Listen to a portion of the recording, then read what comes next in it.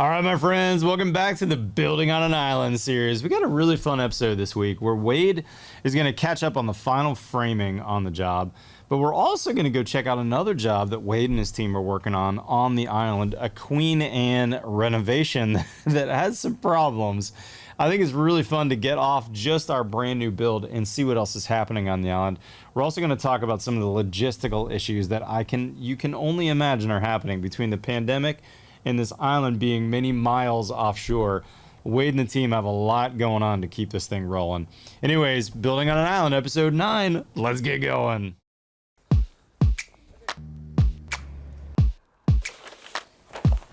Hey there, I'm Wade Paquin, and I'm back on island. We're about halfway through this project. We're gonna be heading out to the job site. I'll fill you in on what's been going on, where we see the project going here as we approach the busy summer season. But before we do that, we've actually got a couple other active projects going on the island here, and we're gonna stop by 2 of them today. The first one, our roofer's been on site installing some beautiful slate tiles from Spain. So we're gonna go take a look at that, and then swing by one other beautiful Queen Anne Victorian project. The Building on an Island series is sponsored by Anderson Windows and Doors, the Unico System, Key Link Fencing and Railing, and Legend.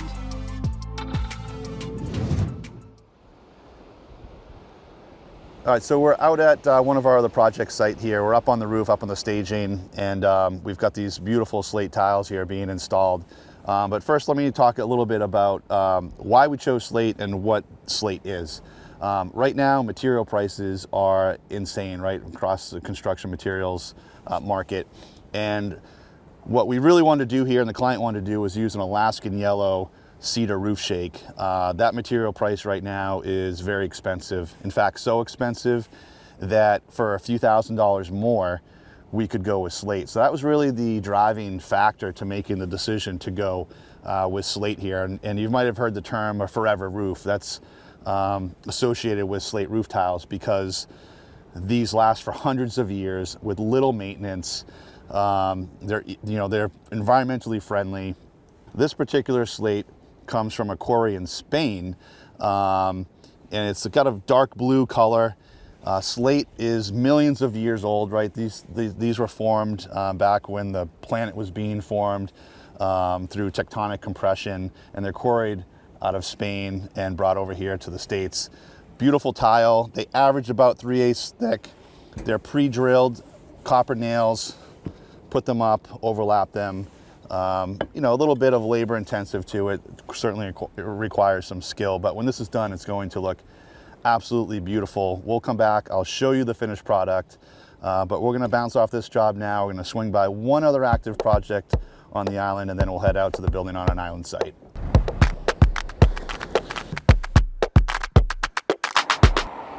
So we're over at our Queen Anne renovation. This building's actually 160 years old. It hasn't been renovated or updated in quite some time. There's a lot of work that's needed here. Starting on the exterior, lots of rot. If you look up there, you can see a lot of that decorative molding is just rotting, it's falling down. It's amazing that it hangs on this long, isn't it? So we've got a lot of work to do here on the outside. We're going to be restoring this, but maintaining its historical and architectural integrity.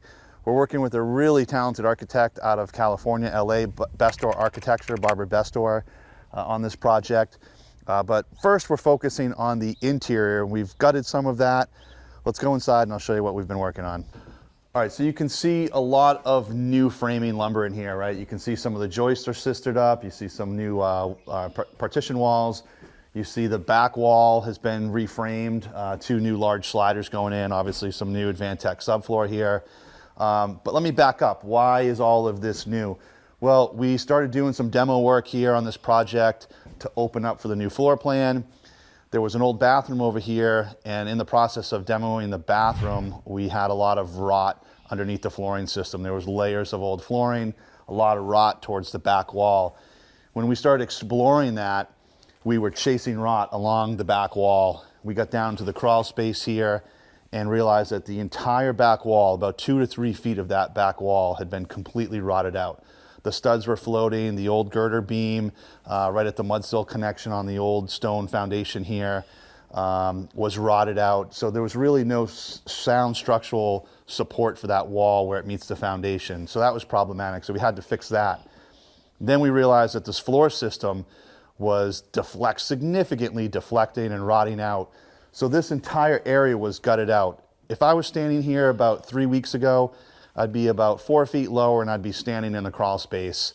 There was no floor system here. We essentially took half of this floor completely out, installed some new footings, lally columns, beams, ran new floor joists, rebuilt the back wall, put the floor system down. Then we moved to the front of the house. We suspended the stairs, took the entire floor system out, rebuilt the exterior where there was rot damage, and then again, new footings, columns, beams, floor joists, subfloor. So now we've got a really sound floor system here. So this has been our primary focus. The client wants to come in here and use this house maybe a couple weeks this coming summer. So we're trying to get a portion of it ready for her to enjoy a little bit while she's here on island. When she leaves, we ramp up renovations again. We move upstairs. We've been doing some light demo up there, but we'll be doing new bathrooms, tearing down the old lath and plaster that's falling off the wall. The paint is just decades old. It's crumbling and peeling to the point where it looks like a beautiful mosaic, actually. So a lot of work still to do. All new windows and doors. We'll be using Andersen here. And like I said earlier, replacing and restoring all of the exterior details on this beautiful Queen Anne home. But enough about this wonderful project. I'm excited to get over to the build site and see what's happening over there. So follow me over there. All right, we're back out here at the build site. Now, if you remember on the previous episode, I was talking a little bit about some of the challenges we've been facing that were resulting in a bit of a slower pace on the project, a slower pace than we'd all been hoping for, frankly, but things that are really not in our control. And first and foremost, that is the supply chain issues that continues to plague us in some areas, but in the areas that's on a critical path to the finish line, it tends to really slow down other areas. So that's something we've been trying to navigate. Some of the other issues that have been a little bit of a challenge here is getting selections and decisions finalized.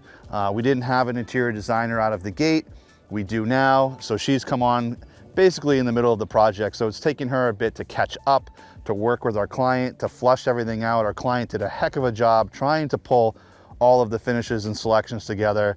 Frankly, it overwhelmed her a little bit. And now we have the help of a designer to pull that all together, but that's taking a little bit of time. So to keep busy, we still have our crew on site. It's not that no one's here working on the job site. We've been in the basement, on the ground level walkout floor, finishing up some miscellaneous framing, right? Boxing out and softening out some of our HVAC ductwork, building up some wall partitions throughout the house, getting plywood up on interior walls for our shear walls, getting interior hold downs in place and cranked down, getting cabinetry blocking in, kitchen, bathrooms ready to receive that. So all of that has come together now, and as soon as we have a finalized electrical plan, we can move forward with getting our electrical done, move on to insulation, wallboard, and get into finishes. So while that interior work and those loose ends, we'll call them interior framing punch list items, if you will, have been finishing up, our crew on the exterior has been working on all of our decks and balconies, installing our deck boards, finishing up our exterior trim details, right? The whole house is, everything you see that's white is a PVC material. It's a Versatex product. It's a product that we prefer to use just because it's the truest white. And the reason we're using that is because of the harsh environment out here. Our client wanted a low maintenance house, knowing that there's no such thing as no maintenance. So low maintenance with things like PVC trim, where we're not painting it, it will remain white, helps with that maintenance issue there. So the guys have been working on wrapping the columns, installing the beadboard on our porch ceilings, getting our crown molding details, right? We've got 2 horizontal bands on the house where our shingles will come down, kind of flare out, kick out. Then there's a crown molding detail, like a fascia board, and then the shingles continue. And you can see that here behind me, where you see this kind of black peel and stick ice and water shield. It's a granulated ice and water shield.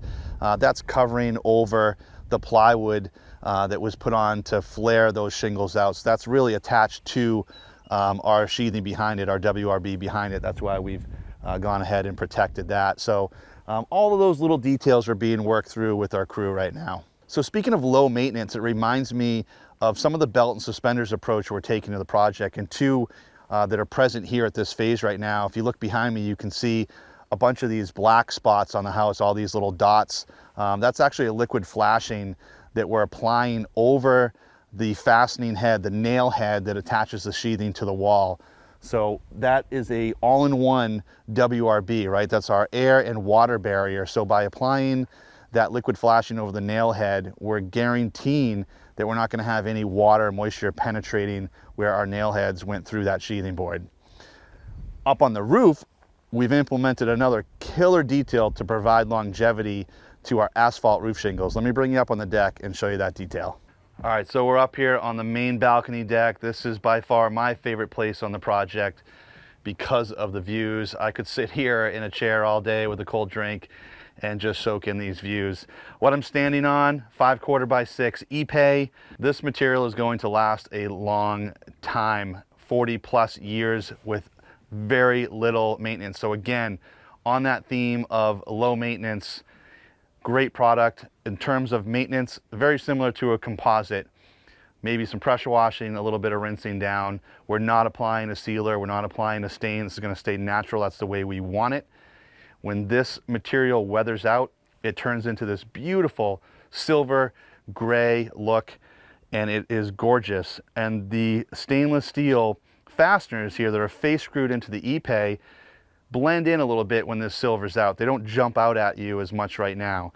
The reason we're using stainless steel fasteners that are exposed instead of, say, a Ipe clip, so a hidden fastening system, is because, again, the environment. This is a really harsh environment. The wider the deck board, the more likely it has a chance of cupping, right? So you have this flat board that wants to curl up on the edges. So by applying these fasteners out towards the edge, it's going to hold that down much longer in this environment than some of the clips I've seen.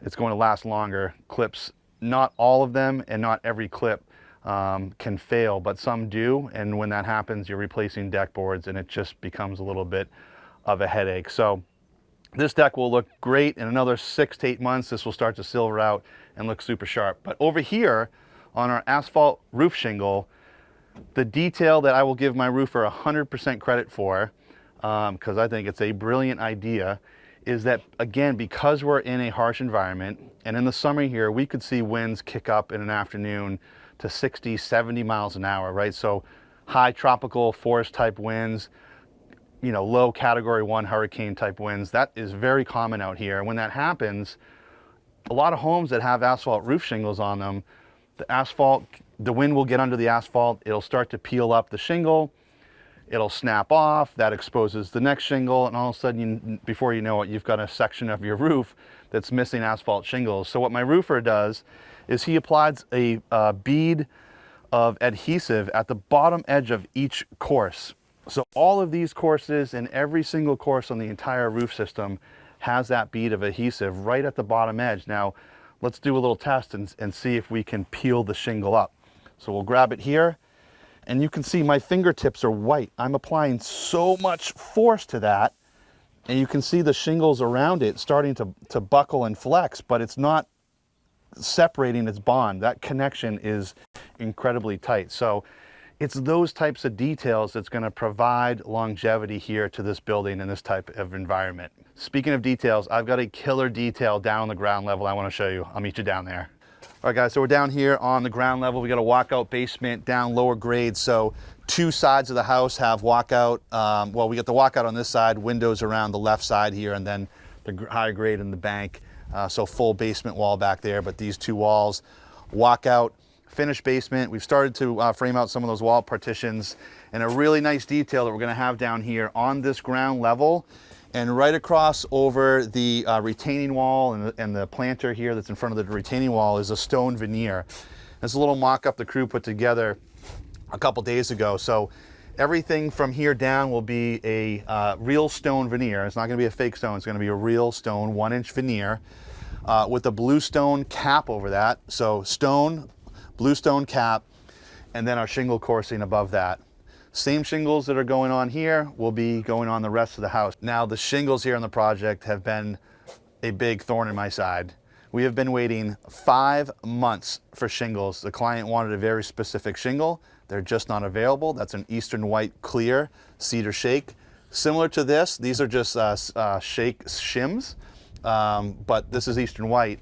So they want that natural weathering. It's gonna get kind of a dark gray, almost a light black weathering over the years, decades down the line. But we've been waiting 5 months for the shingles. It's just not there in the supply chain. We finally convinced and encouraged our client to reselect, which they did last week. So we have shingles being dropped next week so we can start our shingling process. But we're also coming up on our zip system sheathing warranty, our exposure warranty. This stuff can't sit outside without a cladding, a covering over it forever. And we're approaching that. So one thing I love with the guys and the gals over at Huber Engineered Woods is they're accessible and they can guide you through some of these problems. So a quick phone call to our local rep, talking to headquarters. They have advised us to use a house wrap over this before we install our shingles. So we're going to be using kind of a 2-in-1 system, Benjamin Obdike's Hydro Gap. So that's going to give us our house wrap with our drainage plane. So it's going to act as our rain screen. So we'll be applying that before we install the shingles. So you keep hearing me use words like longevity, durability, belt and suspenders. One thing I want to point out here is this unit. This is a 5-ton rooftop unit that is on a mobile trailer. This is something we own and we bring around to job sites. Now the reason for this is because we want to be able to control the environment, the climate inside the home when the home becomes weather tight, right? So we're running heat when it's cool. This goes into AC mode in the summer. And what this is doing is it's helping us control the moisture content inside the house from the subfloor to the studs. These types of practices and approach to keeping the interior conditions of the home, the humidity, moisture content, as I mentioned, at levels that are acceptable for us to install things like insulation, wallboard, flooring, interior trim. If we have moisture contents in our subfloor and our studs, all of that work that happens after is going to move around, right? Wood, it breathes, it expands, it contracts, other materials expand and contract. If we're not controlling the environment to the best of our ability, then these are the types of problems you can run into down the road, and we don't like callbacks, and this helps prevent a lot of those callbacks. Stay tuned. Next episode, I hope to have a decent amount of sidewall shingles on this house. It's gonna really start to transform the look of this house. We should have our finalized interior drawings so we can get going with our electrical rough-in and push towards all those other finishes, right? Insulation, wallboard, flooring, interior trim. The cabinetry shop is queued up and ready to go. So a lot to come. Stay tuned. For now, I'm Wade Paquin with Building on an Island.